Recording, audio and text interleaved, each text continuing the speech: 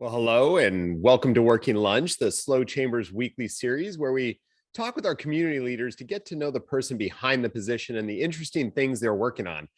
I'm Jim D'Antona, President and CEO of the Slow Chamber, and today you'll get to hear my conversation with Pete Rodgers, Executive Director of the San Luis Obispo Council of Governments, or more commonly referred to as SLOCOG.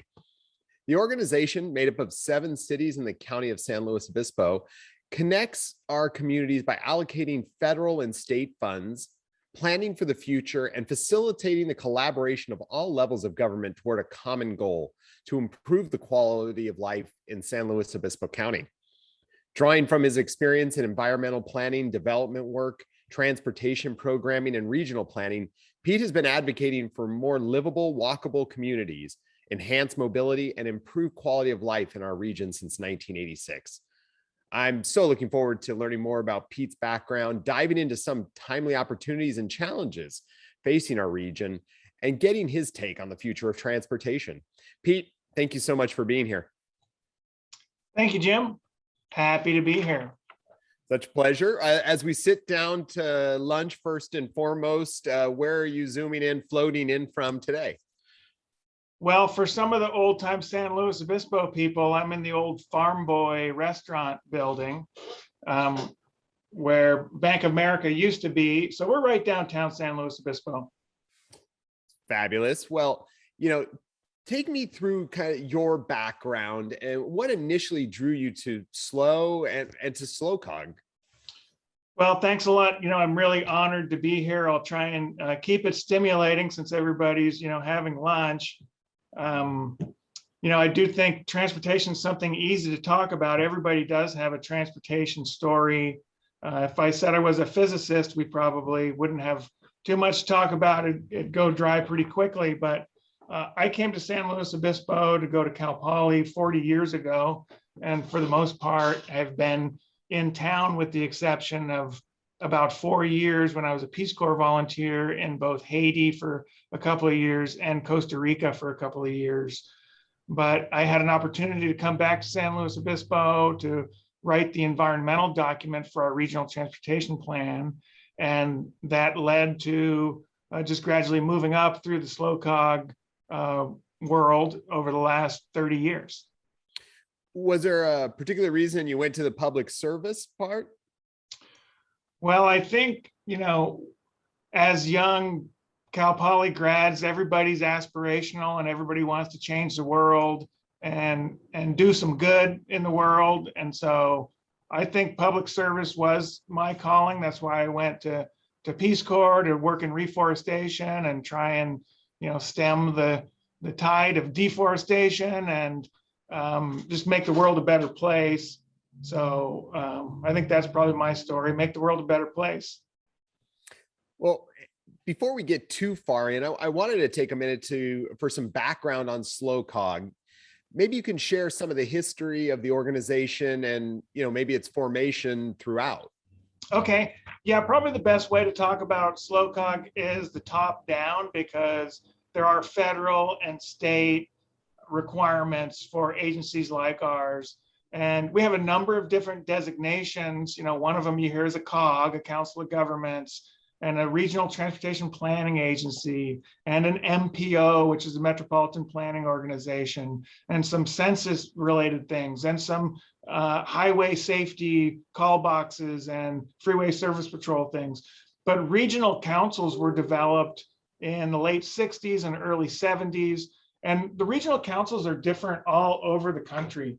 About 90% of the country includes a regional council. There are some very rural areas that probably don't have them, probably in Alaska or something, but they do a variety of things. It's economic development, workforce development, working on the environment, elderly services, and really a clearinghouse. But really for us, transportation is about 95% of what we do. Is there a reason that transportation planning kind of fits so as the major part of what you work on? Well, that's where all of our funding is, basically. We don't have many funding sources that are not transportation related. We do have about 27 different funding sources flowing through our agency, but they're all transportation related. More recently, we've gotten some housing funding to help facilitate affordable housing and housing development. Well, as you know, the chamber has in our economic vision, we've dedicated a whole theme to this "we before me," to advocating for increased coordination when it comes to regional planning and addressing challenges such as you talk about there, right? Housing, infrastructure, transportation. And I know SLOCOG is one of the main forums for regional discussion and cooperation. Can you share examples of like an issue that SLOCOG helped facilitate for that kind of regional solution? Sure.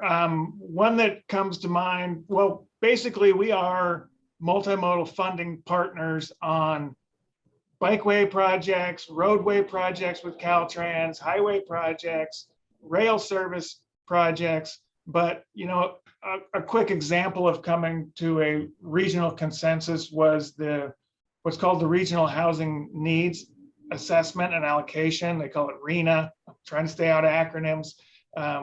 But we had to allocate these 10,000 units to this county to include in local development plans. And so we were able to come up with the methodology that everybody agreed to allocate the funding. And we're working with the local jurisdictions to amend their general plans to make sure that those housing units will come in. I think that a regional agreement that our agency helped facilitate is the funding formula for the regional transit services. Because people probably don't know how the regional transit system is funded, but we had to come to agreement with all the cities in the county on how to pay for these service levels, and it's an ongoing battle to balance and make sure that it's equitable, so that one North County isn't paying for too many South County services, or North Coast is getting an adequate share of its services. So it takes that regional balance. It's an ongoing battle. We help facilitate the regional transit new maintenance facility that's out there off of Prado Daycare Center. That was a big project. They needed a home for a long time, and they finally have one. Well, I love that idea of building those, coalitions between the communities. And one of those things, I guess I would say in the transportation, it seems, would be, the idea that a community or a city could build a road all the way to its border and then have it stop and go nowhere. So your collaboration, is that one of those places where you're trying to get a system that works together? That's right. That's pretty keen to acknowledge that transportation, it's really all about corridors. You want a safe corridor, whether you're on a bike or whether you're walking or whether you're driving. And the average person probably doesn't recognize why the pavement condition changes, on El Camino Real between, Santa Margarita and Atascadero. You're changing in going through different jurisdictions. And, we do try and coordinate and make sure that the most efficient corridor level improvements can be made. Yeah, it's really nice. And maybe you could talk us through an example project of how you kind of do that. Like, what role would SLOCOG play in, say, a roundabout? Right. And I mentioned that, explaining what we are was kind of tops down, but we really try and be bottoms up in terms of working with the local jurisdictions. And so, we will comment on circulation elements and general plans and see what the needs are from a local level and work with those jurisdictions towards solutions on whatever mobility issue it is. It could be a public transit service. It could be an intersection safety improvement. It could be a highway capacity issue. And so a need will be identified in a circulation element, and our role might be convening stakeholders and convening a town hall on various options, like a roundabout, which, roundabouts are going in all over San Luis Obispo. And so we typically, as a funding agency, will have some funding role as well as just a coordination and facilitation. And we try and balance, what's our fair share of the regional traffic versus the local traffic. So these projects, like a roundabout, like an interchange, have a long lifespan. 7 years is a fast project, 15 to 30 years is a longer term project.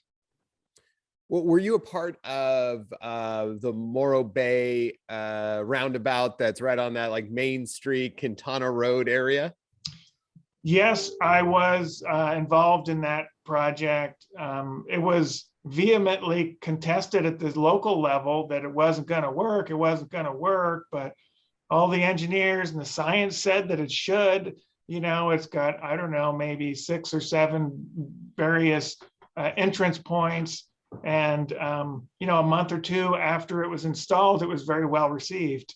So that was a nice one. Thanks for that example. As someone who uses it, it's a great, it's a fabulous build through there. So, well, let's talk a little bit about, your assessment of the state of transportation infrastructure in our region and maybe even across the state and country as a whole. What does that look like? How do you feel like it's our current status on it now? Yeah, good question. There's a lot of moving pieces right now, not to mention the state budget, where there are still some transportation dollars that are awaiting some subsequent legislation that could be a big windfall for this county for projects like the Morro Bay to Cayucas connector, which has some planning studies completed on it. And then as you go up the chain, there's, of course, the federal infrastructure bill that has some new money that's gotten consensus on the House and the Senate, but it still needs to be fully wrapped into the budget negotiations. And then in addition to the infrastructure bill that we're talking about and the state budget, we have reauthorization of the federal surface transportation funding, which is a 5-year reauthorization at the federal level. And funds for that, which are transit and highway, they're all up about 20%. So those are just what's moving. The ink is not dry on any of this new money, and we know not to count our chickens in this business until we see the check.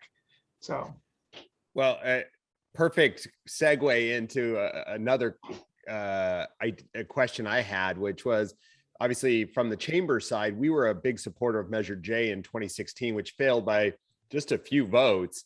Can you remind people why SLOCOG kind of championed that regional sales tax as a solution to some of our funding challenges? Yeah, California has led the nation in figuring out ways to fund our mobility. Other states don't have this mechanism to allow a jurisdiction to tax itself. The bar is very high. You have to get a 2/3 vote to achieve a sales tax increase. And in California, 90% of residents live in a county that does have a local sales tax measure to improve their transportation. And 25 out of the 58 counties in California have passed that tax increase. So we're not playing with a full roster when we can't attract state and federal resources because we can't show that we have the local money to leverage these grants. Californians passed Senate Bill 1 in 2017. And while much of that money went to street and road maintenance to local jurisdictions, there's very little money went to some of these big key projects that we're looking for, like Pismo congestion relief, the third lane down there, and our other interchange projects that we have outdated interchanges that are 60, 70 years old that need to be reconfigured, and channelization needs to be improved on those. And so we don't have the resources to fund all of these needs throughout our county.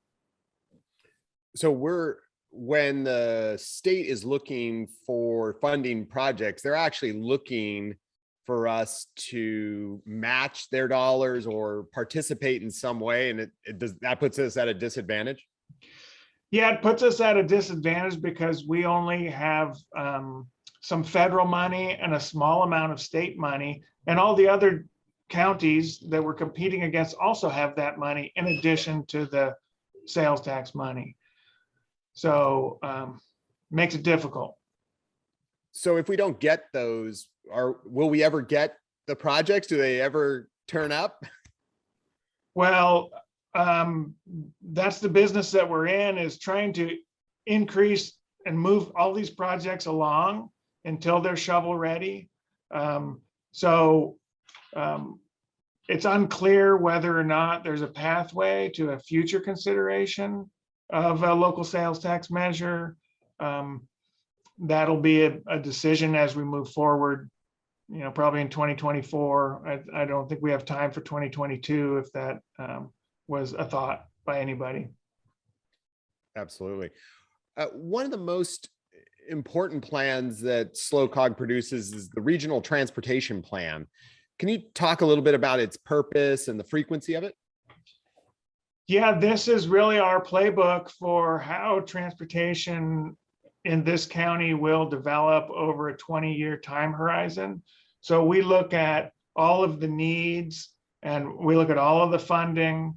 And while we can see that we'll have about maybe $3 billion in transportation investments over the next 20-25 years, we have $5 billion in needs. So projects need to be in the regional transportation plan in order to secure grant funds or to secure any of our local dollars. So it's very important that this is a document that is acceptable. We also have other state conditions on our regional plan that has to demonstrate a reduction in greenhouse gas emissions. So it makes it challenging balancing where houses are going to go, where jobs are going to go,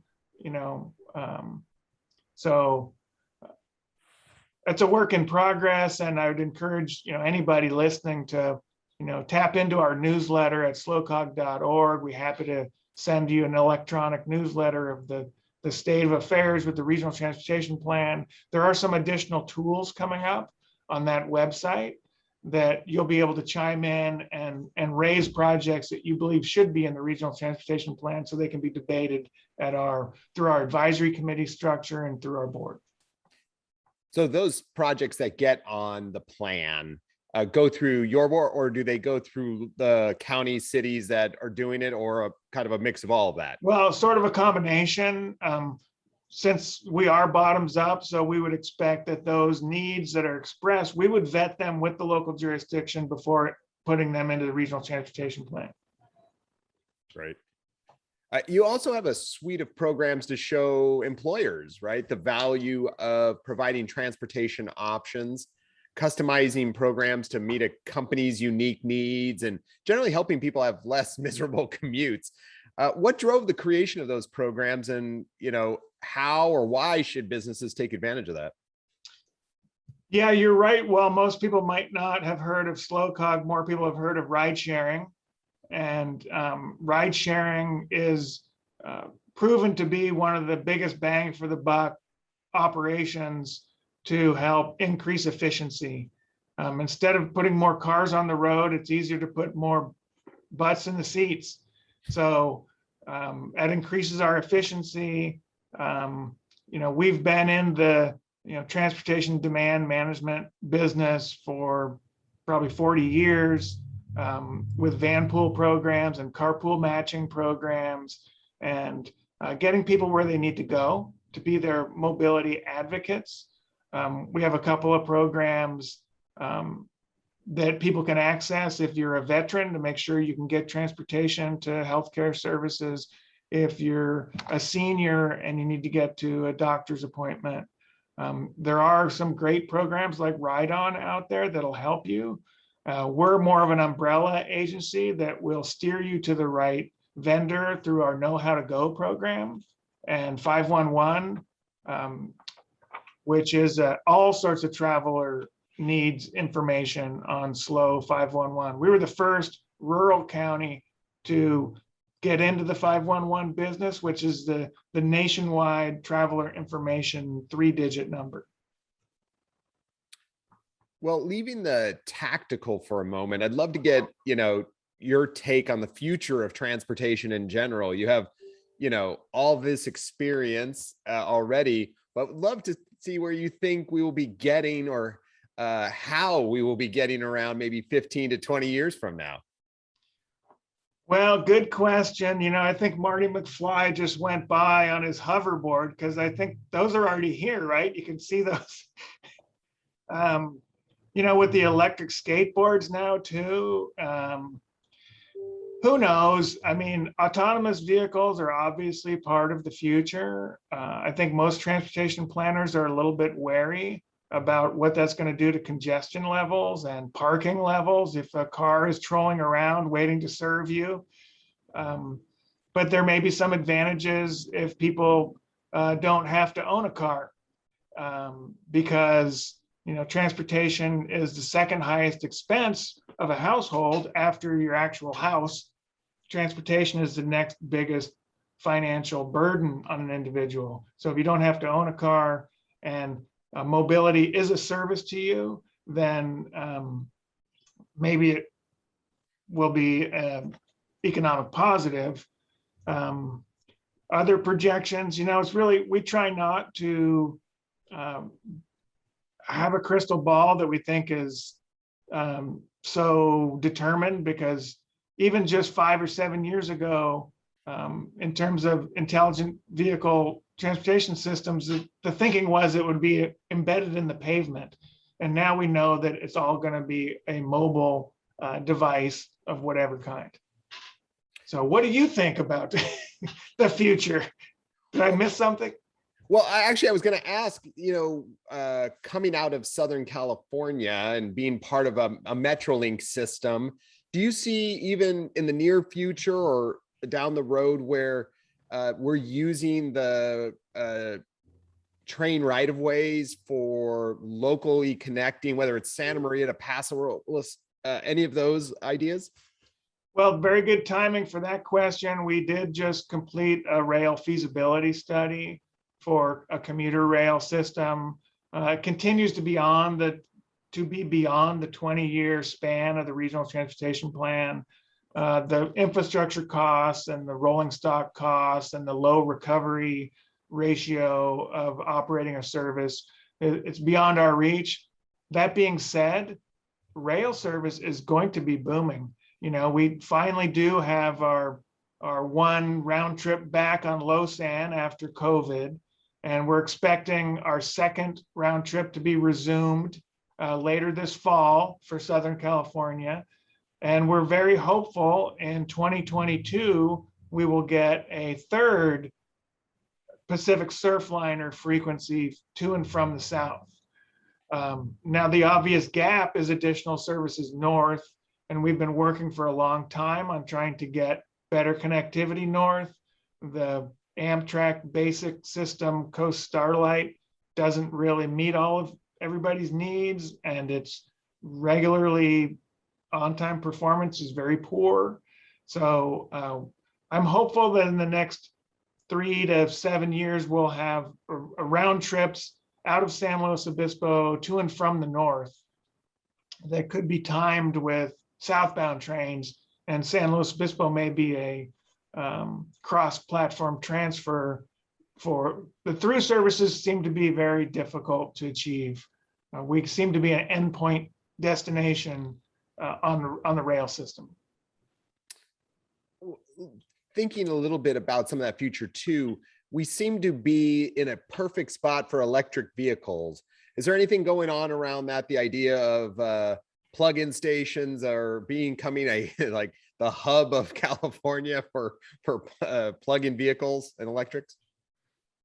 Yes, we're working with our associated counties in Santa Barbara and Monterey and Santa Cruz to make sure we can help eliminate some of that range anxiety of where you're going to charge your vehicle. The state is putting a lot of money into investing in electric vehicles, and There are some funding programs through the Air Pollution Control District and through the state to increase the number of electric vehicles.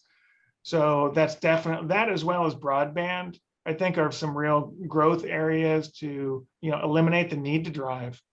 So many people are working remote now, and the degree that we can downsize the regular work week from 5 to 4 or 3 will dramatically impact peak hour traffic. We've seen the mobility trends with COVID that the regular 8 to 5 traffic has really been reduced by maybe 20-30%, but the travel to recreational areas or discretionary destinations has increased.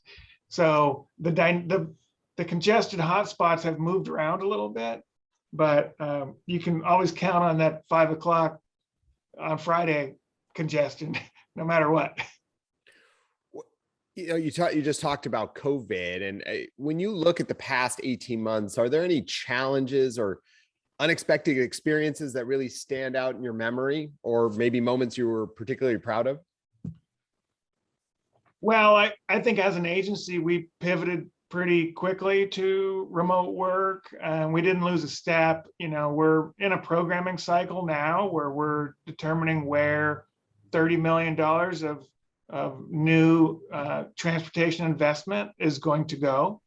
And, we've earmarked some of the funds tentatively for roundabouts at Los Ranchos and 227, and roundabouts at Buckley Road, and roundabouts in Morro Bay and Highway 1 and 41, which has been really congested out there, especially with all the COVID-related beach travel and destination out there, as well as Avila Beach Drive and 101 roundabouts. There's a safety issue at Avila Beach Drive 101 on and off ramps with roundabouts and better transit service out there.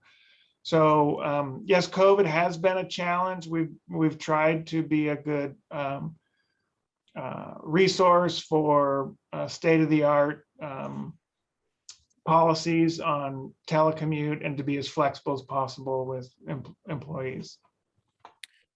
Well, we've run through our half hour, but you talked a little bit about before for the newsletter. If everyone listening only did one thing, after we wrap up, what would you want it to be?